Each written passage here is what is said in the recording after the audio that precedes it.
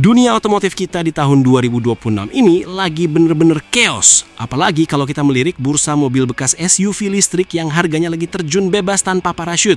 Bayangkan, ada 13 model yang depresiasinya sukses bikin para early adapter elus dada saking anjloknya. Fenomena ini sebenarnya efek domino dari perang tarif merek-merek Tiongkok yang makin kesini makin gak ngotak ngasih harga unit baru. Ditambah lagi speed inovasi teknologi yang bikin mobil keluaran tahun lalu terasa kayak HP jadul gara-gara ada teknologi baterai baru yang lebih ringan dan murah.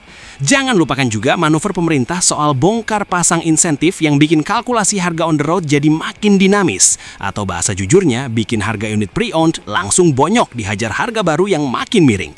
Jadi buat kalian yang udah terlanjur meminang SUV listrik atau baru mau nyemplung karena tergiur harga bekas yang menggiurkan, apakah ini saat yang tepat untuk eksekusi atau kita justru lagi melihat gelembung EV yang mulai meletus pelan-pelan? Yuk kita kupas tuntas sambil cek seberapa dalam lubang dompet yang harus disiapkan. Si pelopor yang dulu dibilang mobil masa depan, sekarang nasibnya mulai goyang di pasar bekas. Ioniq 5 ini ibarat iPhone 12 di saat iPhone 17 sudah keluar. Masih oke banget, tapi orang sudah lirik yang lebih baru. Depresiasi tajam ini karena populasinya sudah terlalu banyak di pasar bekas. Orang yang dulu beli di harga 800-an jutaan, sekarang harus rela lihat unitnya nangkring di angka 350 sampai 400 jutaan saja. Soal kekurangan, jarak tempuh varian standar yang cuma 384 km mulai terasa kurang di tahun 2026. Plus desainnya yang pixelated itu mulai kerasa biasa aja karena sering banget kelihatan di jalanan. Tapi hey, fitur vehicle to load-nya tetap juara. Bisa buat masak mie instan di pinggir jalan atau jadi power bank raksasa kalau rumah mati lampu. Suspensi empuknya juga masih salah satu yang terbaik di kelasnya.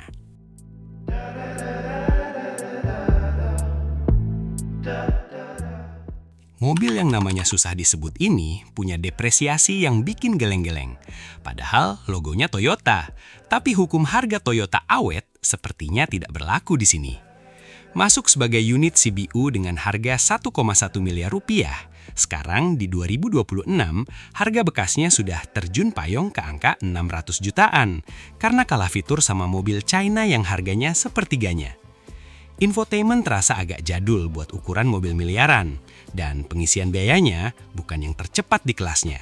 Belum lagi isu recall di awal peluncuran yang masih membekas di hati calon pembeli bekas. Gengsi logonya itu loh, dan soal build quality, Toyota tetaplah Toyota. Solid, nggak ada bunyi-bunyi aneh, dan layanan purna jualnya tersebar dari Sabang sampai Merauke.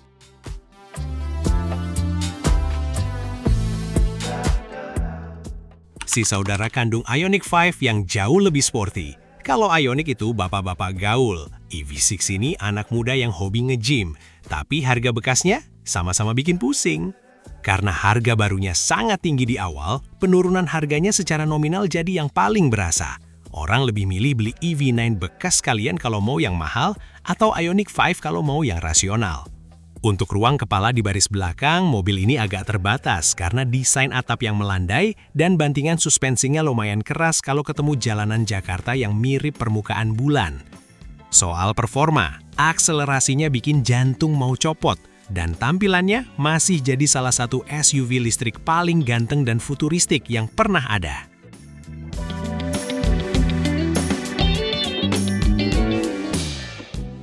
MG ini sebenarnya mobil enak. Tapi nasibnya kurang beruntung karena strategi marketingnya sendiri yang hobi kasih diskon besar untuk unit baru. Unit CBU awal sekarang harganya ancur-ancuran di pasar bekas, apalagi setelah varian rakitan lokal keluar dengan harga yang jauh lebih murah dan fitur yang lebih lengkap. Interiornya terasa agak plastiki di beberapa bagian, dan sistem iSmart-nya kadang suka agak lemot atau laggy kalau lagi buru-buru. Kelebihannya, ukurannya pas buat city dwelling, gampang parkir, lincah, dan secara fitur keselamatan sebenarnya sudah sangat komplit untuk harga bekasnya yang sekarang sangat terjangkau.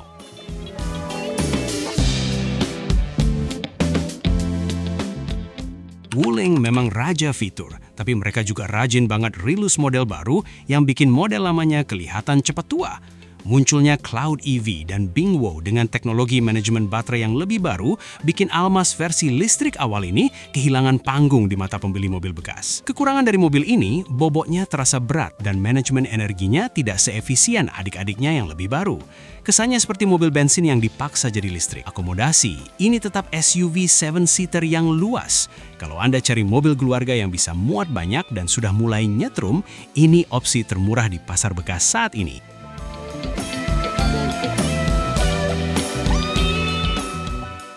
Omoda E5 sempat jadi primadona, tapi di 2026, kompetisi di kelasnya udah jadi pertumpahan darah. Banyaknya pilihan SUV listrik baru dari Geely atau Jayco di awal 2026 bikin harga Omoda E5 bekas harus dikoreksi cukup dalam biar tetap dilirik orang.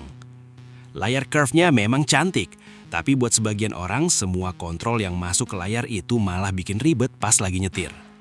Tenaganya masih sangat galak. Buat nyalip-nyalip di tol, Omoda E5 ini masih sangat bisa diandalkan, ditambah fitur ADAS-nya yang sangat sensitif. Mungkin terlalu sensitif buat sebagian orang.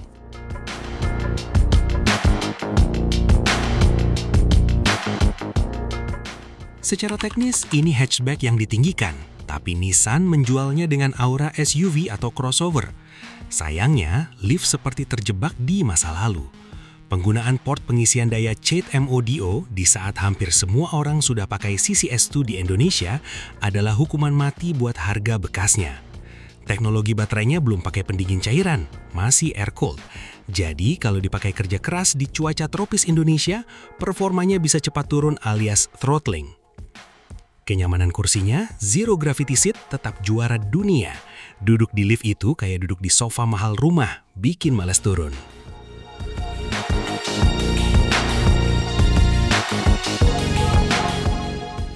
Neta datang dengan harga murah, tapi harga bekasnya ternyata bisa lebih murah lagi. Karena Neta X sudah keluar dengan ukuran lebih besar dan fitur lebih oke, Neta V jadi terlihat seperti mobil Golf yang agak kemahalan di pasar bekas. Desain eksteriornya bukan selera semua orang, agak lonjong gimana gitu, dan absennya tuas transmisi konvensional, pakai tuas disetir ala Mercedes tapi versi hemat, butuh penyesuaian. Biaya operasionalnya gila-gilaan murahnya. Buat kalian yang cari mobil buat antar jemput anak sekolah atau operasional kantor tanpa mikir bensin dan ganjil genap, ini jawabannya.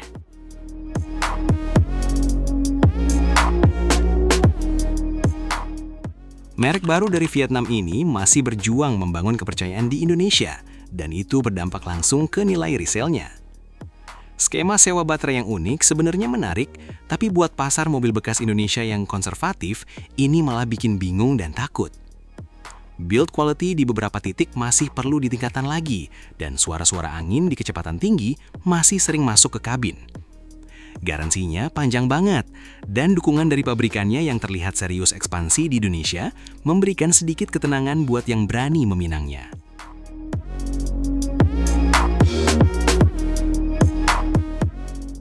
Mobil ini adalah bukti bahwa mobil mewah pun nggak kebal dari virus depresiasi EV.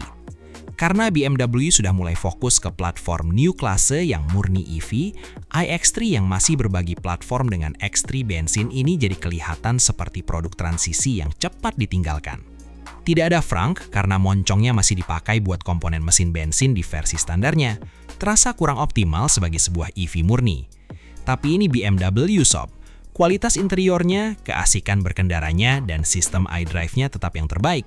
Kalau Anda mau EV tapi tetap ingin rasa nyetir beneran, iX3 bekas adalah barang mewah yang kini harganya mulai masuk akal.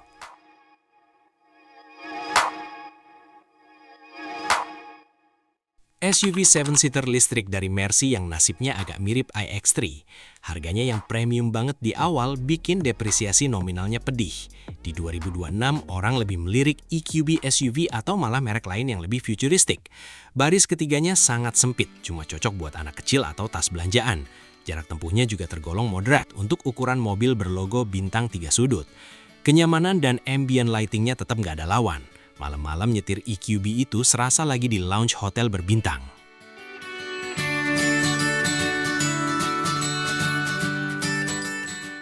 Pemain lama yang mulai terlupakan di tengah gempuran merek China baru lainnya. Minimnya update produk dan jaringan dealer yang stagnan bikin orang ragu beli bekasnya, alhasil harganya harus dijatuhkan biar laku. Desainnya terasa sangat generik, kayak mobil SUV China tahun 2018-an. Fitur hiburannya juga mulai terasa ketinggalan zaman dibanding kompetitor. Harganya, di bursa mobil bekas 2026 Anda bisa dapat Ceres 3 dengan harga yang mungkin setara dengan LCGC bensin baru. Buat yang mau coba-coba EV tanpa rugi banyak karena harganya sudah mentok bawah, ini pilihannya.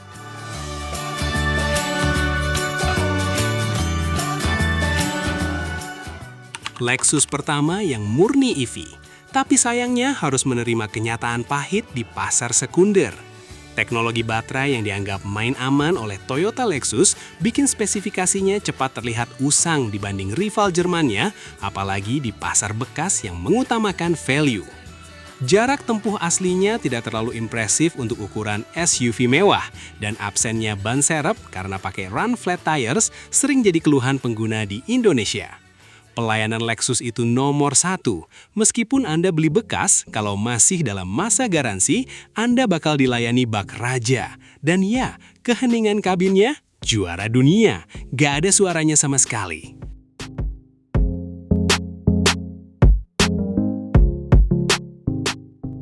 Tahun 2026 ini, pasar SUV listrik bekas benar-benar jadi buyer's market. Kalau Anda beli buat investasi, lupakan saja. Tapi kalau Anda beli buat dipakai sendiri dan menikmati kemajuan teknologi, sekarang adalah waktu terbaik buat meminang unit-unit boncos tadi dengan harga yang jauh lebih masuk akal. Gimana menurut Anda? Mending beli baru yang teknologinya paling gres tapi harganya mahal, atau beli bekas yang depresiasinya sudah mentok tapi fiturnya masih lumayan? Tulis di kolom komentar ya!